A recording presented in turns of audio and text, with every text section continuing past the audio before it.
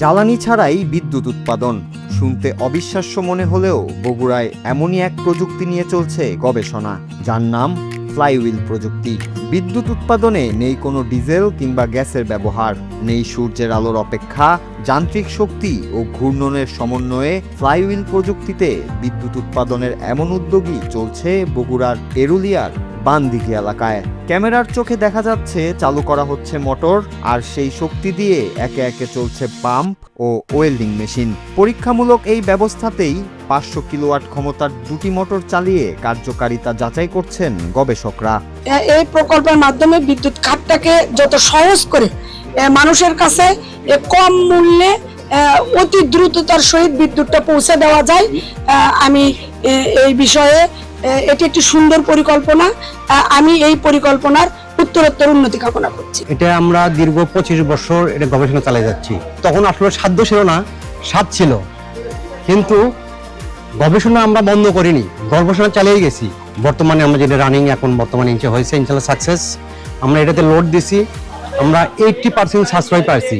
সবচেয়ে ভালো যে বিষয়টা সেটা হলো এটা স্বাস্থ্যের জন্য অত্যন্ত কল্যাণকর, কারণ এখানে আমাদের ফসল ফুয়েল যেটা জ্বালানি যেটা সেটা টোটালি রিডিউস করা, অর্থাৎ তেল এবং তেল যেটা মূলত বিশেষ করে, এবং আরো যে প্ল্যান্টগুলো আছে। আরডি এর কর্মকর্তারা বলছেন 2004 সাল থেকেই ফ্লাইহুইল প্রযুক্তি নিয়ে গবেষণা শুরু।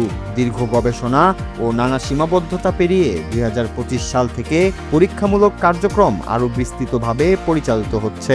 যে টেকনোলজিটি আপনারা দেখেন, এটা সরাসরি যদি বলি এটা ফ্লাইহুইলের মাধ্যমে বিদ্যুৎ উৎপাদন প্রযুক্তি। এটা বাংলাদেশে প্রথম না, এটা বর্তমানে যদি আমি বলি ইউএসএ তে রয়েছে, চায়নাতে রয়েছে, এই প্রযুক্তি তারা ইউজ করছে।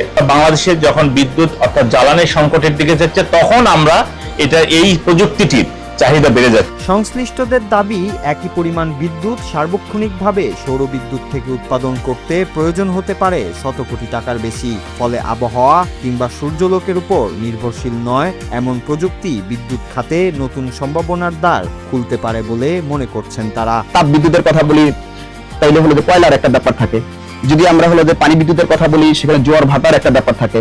যদি আমরা বায়ু বিদ্যুতের কথা বলি, তাইলে হলো যে উইন্ড টারবাইনের বাতাসের একটা ব্যাপার থাকে। অর্থাৎ প্রকৃতির উপরে কোনো না কোনো ভাবে নির্ভরশীলতা থাকে, কিন্তু এটা টোটালি একটা মেকানিক্যাল ডিভাইস। এখানে কোনো ধরনের কোনো প্রাকৃতিক কোনো কিছুর উপরে ডিপেন্ড না আমরা। তবে প্রযুক্তিটির পূর্ণাঙ্গ বাস্তবায়নে প্রয়োজন বড় অঙ্কের অর্থায়ন ও আরও আধুনিক যন্ত্রপাতি। এজন্য স্থানীয় সরকার, পল্লী উন্নয়ন ও সমবায় মন্ত্রণালয়ের মাধ্যমে প্রকল্প প্রস্তাব জমা দেওয়া হয়েছে। পরিবেশ বান্ধব উদ্যোগ হিসেবে প্রকল্পটি পাঠানো হয়েছে জলবায়ু ট্রাস্টেও। রোববার দুপুরে পরীক্ষামূলক প্ল্যানটি পরিদর্শন করেন বগুড়া 6 আসনের সংসদ সদস্য রেজাউল করিম বাদশা ও আরডি এর ভারপ্রাপ্ত মহাপরিচালক ডক্টর মোহাম্মদ আব্দুল মাজেদ প্রামাণিক। মেশিন চালিয়ে তাদের দেখানো হয় বিদ্যুৎ উৎপাদনের কার্যক্রম।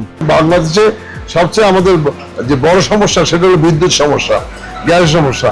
কাজে আমরা যদি এগুলো করতে পারি এবং এই মেশিন, আমি মনে করি যে সরকারি ঊর্ধ্বতন মহলে যারা কর্মকর্তা আছে, এই বিষয়ে অভিজ্ঞ যারা রয়েছেন, তারা এসে এটা পরিদর্শন করে এটার যদি তারা মনে করেন যে ফিজিবল, তো এইটা মাধ্যমে আমরা বাংলাদেশের বিদ্যুৎ অনেকাংশে আমরা লাভ করতে পারবো। জ্বালানি সংকট ও বিদ্যুতের বাড়তি চাহিদার সময়ে বিকল্প প্রযুক্তির সন্ধান বিশ্বজুড়েই চলছে। গবেষকদের প্রত্যাশা, অর্থায়ন ও প্রযুক্তিগত সহায়তা নিশ্চিত হলে বগুড়াতেই গড়ে উঠতে পারে 1 মেগাওয়াট ক্ষমতার ফ্লাইহুইল বিদ্যুৎ কেন্দ্র। আর সফল হলে মেশিনারি শিল্পের পাশাপাশি দেশের বিদ্যুৎ খাতেও তৈরি হতে পারে নতুন সম্ভাবনা। Bangla TV news desk.